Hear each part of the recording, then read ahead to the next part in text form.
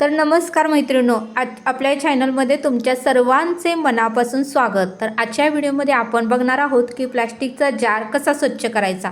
आपल्याकडे बोरचं पाणी असतं आणि त्यामध्ये प्लास्टिकच्या जारला असा थरस असतो मैत्रिणो, बाहेरून पण आणि आतून पण। आणि मग मात्र ते वापरताना आपल्याला फार घाण वाटतं आणि मग आपण थोड्या दिवसांनी तो टाकून देतो आणि नवीन जार घेऊन येतो।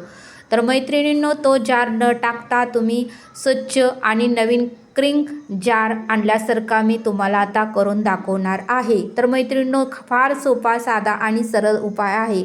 आपल्या घरामध्ये ज्या वस्तू आहेत त्या वस्तूनेच आपल्याला जार स्वच्छ, निर्मळ आणि नवीन क्रिंग करायचा आहे मैत्रिणींनो। तर चला, आता मी 2 मिनिटात तो चकचकणारा जार तुम्हाला करून दाखवते।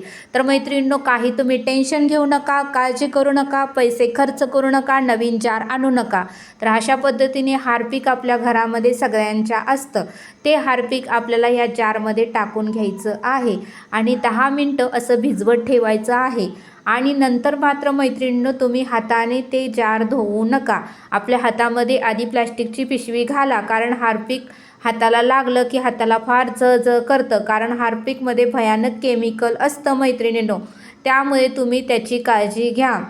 आपल्या हाताला कॅरी बॅग घालूनच तुम्ही हे जार स्वच्छ करा। मग बघा, अशा पद्धतीने या जारमध्ये आपण हार्पिक घातल्यानंतर 10 मिनिटं भिजवत ठेवायचं आहे आणि नंतर मात्र स्वच्छ असं घासणीने आपल्याला घासून घ्यायचं आहे मैत्रिणींनो। तर बघा, बाहेरून आतून अशा पद्धतीने आपल्याला घासून स्वच्छ निर्मळ जार आपल्याला करून घ्यायचा आहे मैत्रिणींनो। फार सोपा, साधा आणि सरळ उपाय आहे मैत्रिणींनो। हा उपाय तर तुम्ही केला तर तुमच्या घरातील जारसुद्धा असे नवीन क्रिंग, स्वच्छ आणि निर्मळ बनतील मैत्रिणींनो।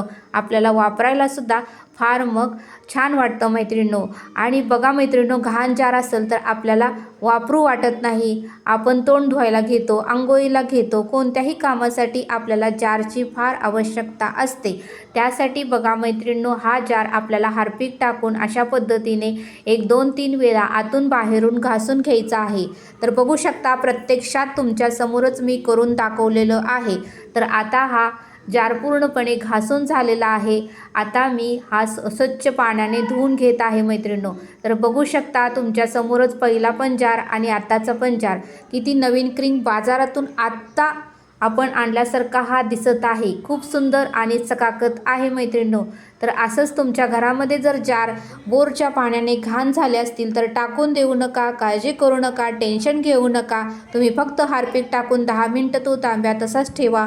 नंतर मात्र हातात प्लॅस्टिकची पिशवी घालून घासणीने बाहेरून आतून 2-3 वेळा घासून घ्या। स्वच्छ आणि निर्मळ जार बनणार आहे। तर हा व्हिडिओ आवडल्यास सबस्क्राईब करा। भेटूया नेक्स्ट व्हिडिओमध्ये।